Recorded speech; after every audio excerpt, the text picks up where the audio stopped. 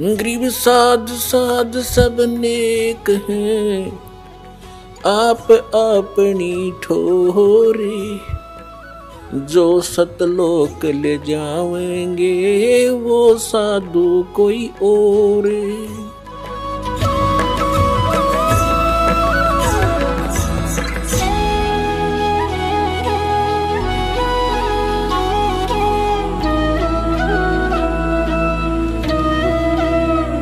फिर कुछ दिन के बाद भक्ति बढ़ने से अंतःकरण के मैल हट जाते हैं, फिर जिज्ञासा बढ़ जाती है, चाह बढ़ती है भगवान की सतनाम से। प्रबल इच्छा होती है कि भगवान आप सार नाम भी को थे, सार नाम दूंगा। परमात्मा बोले भाई योग्य हो जाएगा जब मिलेगा, यो इतनी जल्दी ना दूं। जब भी गुरुदेव आते हैं उनसे मिलते, प्रभु दया करियो, सार नाम दियो, योग्य हो गया हो तो आपका दास सार नाम देना। कबीर साहब कहने लगे, एक दिन चले गए परमात्मा और कहने लगे भाई आज तुझे सार नाम दूंगा। कि अच्छा महाराज बड़ी दया हुई, ओह तो मेरे भाग खुल गए। परमात्मा कबीर जी ने कहा कि इस सार नाम देते समय मुझे एक 7 हाथ का 20-21 फुट लंबा एक कपड़ा चाहिएगा स्वच्छ, एक धोती सफेद कति निर्मल अनयूज्ड।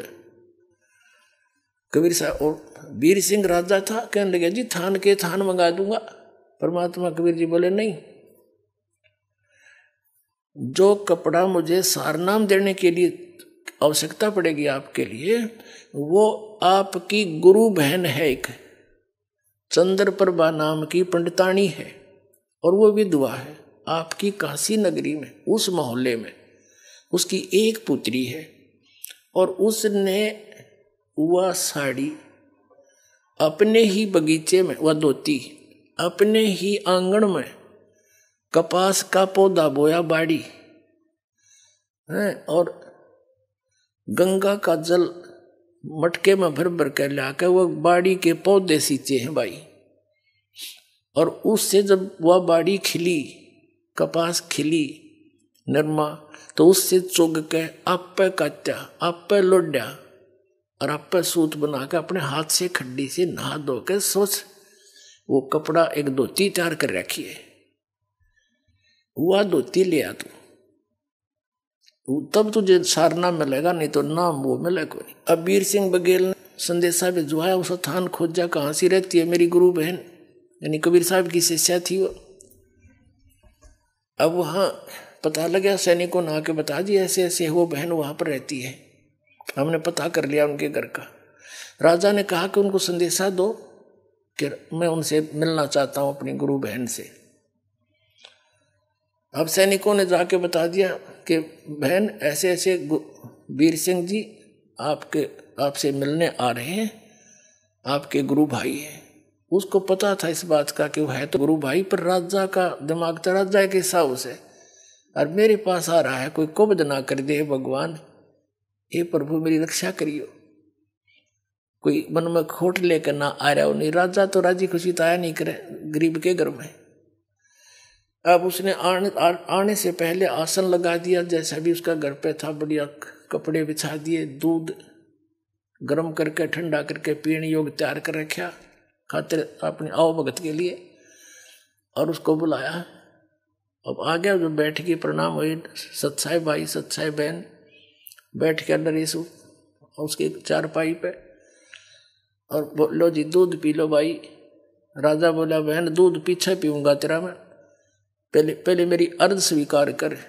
बोल भाई मैं कंगाल, आप राजा, मुझ गरीब के पास क्या देने को है आपके लिए, क्यों शर्मिंदा करते हो मुझे। कि नहीं बहन, आज मैं भिखारी बन के आया हूँ और आज मुझे सारनाम मिलेगा, गुरुजी ने रजा बख्शनी है, और उस सारनाम के लिए मुझे एक धोती चाहिए जो तेरे पास है, साफ धोती सुथरी बनी वह साड़ी। वह बहन बोली जी मेरे पास तो घनी धोती है, दे दूंगी कोई बात नहीं, अकना वो धोती चाहिए जो आपने अपने आंगन में और कपास बो के भी बाड़ी बो करके उसको चुन के और आप बनाया है सारा कुछ, वह धोती चाहिए। गुरुजी ने बताई आपके पास है। कहा भाई है, पर वह मैं दूं कौन तेरे थे? वह मैंने अपने भगवान जगन्नाथ के लिए बना रखी है। जगन्नाथपुरी में मंदिर में चढ़ा आऊंगी मैं, और तेरे तो ना दूं भाई। मेरे एक एक आंसू और प्यार का तार उसमें भर रखा भगवान के नाम का। अब उसने सोचा छोरी लड़की ने तो बड़ी बात अड़ा दी भाई, आज मेरा भाग्योदय होना था, सार नाम मिलना था, और देख किसी कर्म फूटे मेरे। उसने कहा बहन तेरे लिए मैं और जितने तू कहेगी ना उतने तो पैसे दे दूंगा, और तेरे तो हाथ की चीज है तो फिर बना लिए। मेरा भाग्योदय हुआ नहीं, मुझे सार नाम नहीं मिलेगा। न्यू बोली भाई या ना दूं कति, जन्यू कह तेरी नगरी त्याग दूं, ईब लेकर अपनी बच्ची ने चली जाऊंगी, पर यह धोती नहीं दूंगी मैं तेरे को, या मेरे भगवान के लिए मैंने बना रखी। जब उसने देखा कि सारे प्रयत्न विफल हो गए और उठ कर चल पड़ा, बहन मेरा दुर्भाग्य है, मेरे भाग में नहीं है ये नाम। देख कैसी कंडीशन अड़गी मुझ नीच के आ गए। अब मुंह लटका के आ गया वापस। परमात्मा को पता था, घर पे बैठे थे उनके। वीरदेव सिंह बघेल से पूछा कि भगवान भाई लाया वो धोती, कि महाराज मेरा दुर्भाग्य है। उस बहन ने वो धोती देने से मना कर दिया।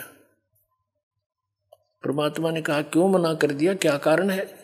कि उस बहन ने बताया है कि वह धोती उसने वो साड़ी भगवान जगन्नाथ के लिए बना रखी है, और वो यूं कह रही है कि मैं भगवान जगन्नाथ के मंदिर में या धोती चढ़ा आऊंगी, इसने मैं दूं नहीं किसी को भी। वैसे तो यहाँ तक कह दिया था उस बहन ने कि तू राजा है मैं गरीब हूँ, भाई जबरदस्ती तो ले जा सकता है, लेकिन मैं अपनी इच्छा तो नहीं दे सकती तेरे से। तो कहने लगा बहन ऐसी गलती मैं नहीं कर सकता, क्यों मुझे भी ज्ञान हो गया है, मैं तो प्रार्थना करने आया था। तो कहने लगे भगवान मैंने सारा कुछ कह दिया उसने, पर वह मानी नहीं। मेरा दुर्भाग्य है आपने ऐसी शर्त रख दी, और मैं कर्महीन इंसान हूँ, मैं कर्महीन इंसान हूँ, मुझे सार नाम मिला नहीं, मेरा मोक्ष नहीं हो सकता। नो बैठ के रोने लग गया। तब परमात्मा ने कहा भाई चलो मैं अपनी कंडीशन कुछ लूज करता हूँ, एक काम कर दे, वो बहन कब जाएगी वहां जगन्नाथ के मंदिर में धोती चढ़ाने के लिए, उससे ये पता करवा ले, और तू इतनी मदद कर दे उसकी, उसके साथ सैनिक भेज दे, पहरेदार बॉडीगार्ड। वो कह रही थी वहां जाएगी रास्ते में कोई उकचुक ना हो जाए, बेटी की जात है, और जब वह धोती जगन्नाथ का चढ़ा कर वापस आ जाएगी ना ठीक ठाक सकुशल, फिर मैं तुझे बगैर धोती का इनाम दे दूंगा सारना। अब उसकी तो खुशी की आशा की चिराग फिर जल गया। अखे भगवान जो आपकी आज्ञा, अपनी बहन को वहां रथ में पालकियों में भिजवा दूंगा, सैकड़ों सैनिक भेज दूंगा, सकुशल जाएगी सकुशल आ जाएगी। उसने संदेशा भेजा और पता करवाया बहन कब जाएगी पता करके आओ। सारा कुछ बता के सैनिकों से कह दिया कि जाके कह दो जब वो जाए मुझे बताए, और हम उसके साथ बॉडी गार्ड करेंगे, रथ साथ भेज दूंगा अपनी बहन के, और मुझे नाम मिलेगा जब वो धोती चढ़ाकर वापस सकुशल आ जाएगी। अब उस चंद्र प्रभा को जब ये पता चला, उसने तो ये सोचा था राजा घर पर जाके सोचा करे, और मैंने यह खूब मना कर दिया, ये मेरे को सजा तो जरूर देगा।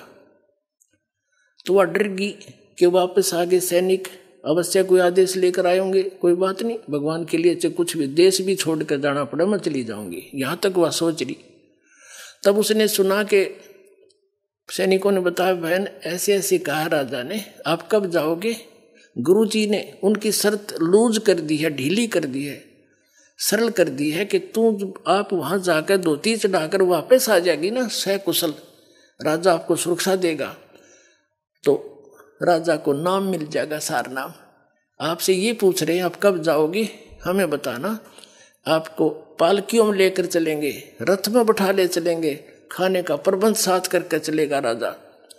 वह कहने लगी भाई ना रथ में बैठूं ना पालकी में बैठूं, मैं तो पैदल जाऊंगी और सिर पर अपनी वादर के ले जाऊंगी धोती भगवान की। ठीक है तुमने मेरे साथ चलना है, राजा के आदेश से बेसिक चल पड़ी। वह लड़की चली गई।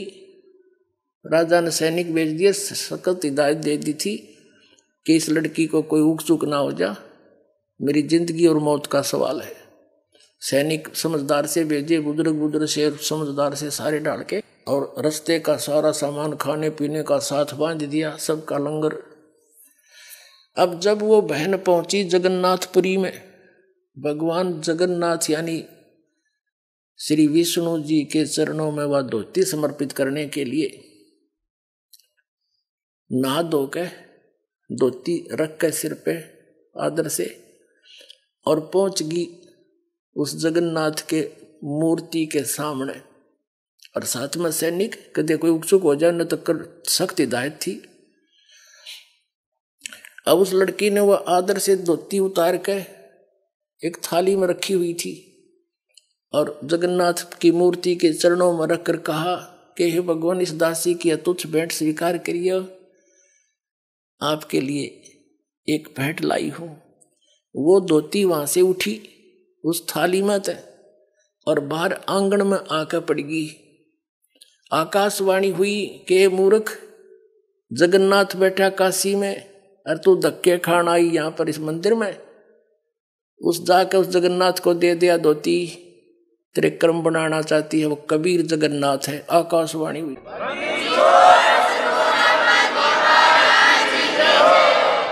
वो है जगत का स्वामी, कुल का मालिक है, और उसने छोड़ के तुम्हारी यहाँ आई इस पत्थर पर माथा टेकन, ले जा इसको, मुझे स्वीकार्य नहीं है। अब वो तो वहीं से लगी थी रोने, उठा कर धोती फिर सिर पर रख ली, वहीं से लगी थी रोने, हे भगवान मैं किसी नीच हूं। अब परमात्मा ने एक तीर से दो शिकार करे। हम इसे अनजान थे उस समय, हम कबीर साहब को तो एक गुरु और संत मान्या करते, और जगन्नाथ को भगवान श्री विष्णु जी को गुरु कबीर साहब और भगवान हो जगन्नाथ। अरे फुटे बाग मारे। और राजा वीर सिंह के अंदर भी इतनी श्रद्धा ना थी, वो ठीक सा भगत था, पिछले संस्कार अच्छे थे, और जब उसको भी सार नाम के योग बनाना था मालिक ने, क्यों जब तक कहते हैं गुरु मानुष कर जानते ते नर कहिए अंध, वह दुखी संसार में आ गए यम के फंद। राजा भी कबीर साहब को तो एक संत मानने था, विष्णु जी और इनको ही भगवान मान रहा था, निराकार को, क्योंकि हम भगवान कबीर साहब ज्ञान देते रहे, सारा कुछ करते रहे, चमत्कार भी दिखाते रहे जो भगवान किया करता है, लेकिन हमारी बुद्धि उस रंग से हटी नहीं, क्योंकि हम शिक्षित नहीं थे। अब वो लड़की वापस आई,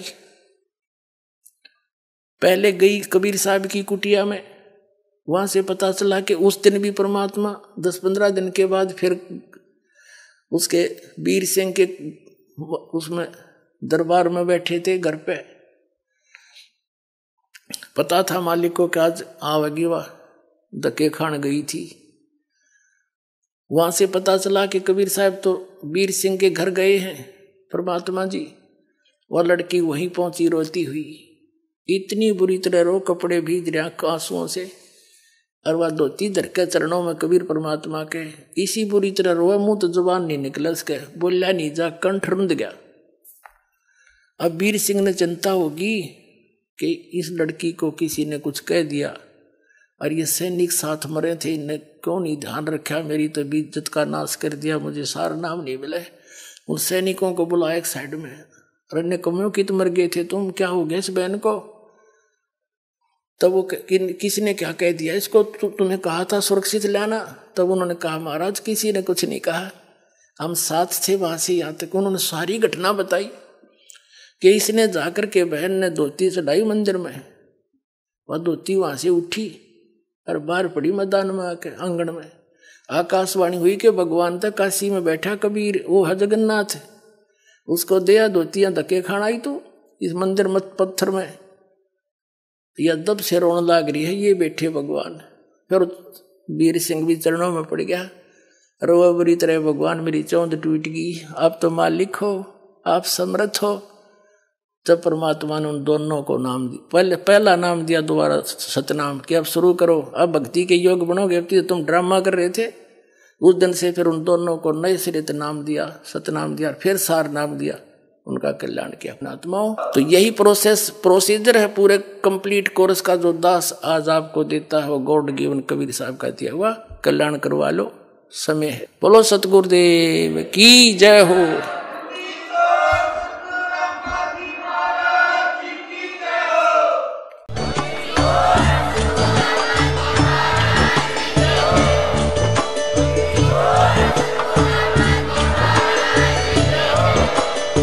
सुन रहे थे जगत गुरु तत्वदर्शी संत रामपाल जी महाराज जी के मंगल प्रवचन। अधिक जानकारी के लिए विजिट कीजिए हमारी वेबसाइट www.jagatgururampalji.org। संत रामपाल जी महाराज जी के शुभ आशीर्वाद से पूरे विश्व भर में 500 से भी ज्यादा नाम दीक्षा केंद्र हैं, जिन पर संत रामपाल जी महाराज जी द्वारा ऑनलाइन निशुल्क नाम दीक्षा दी जा रही है। अपने नजदीकी नाम दीक्षा केंद्र का पता करने के लिए संपर्क करें 8222 880541।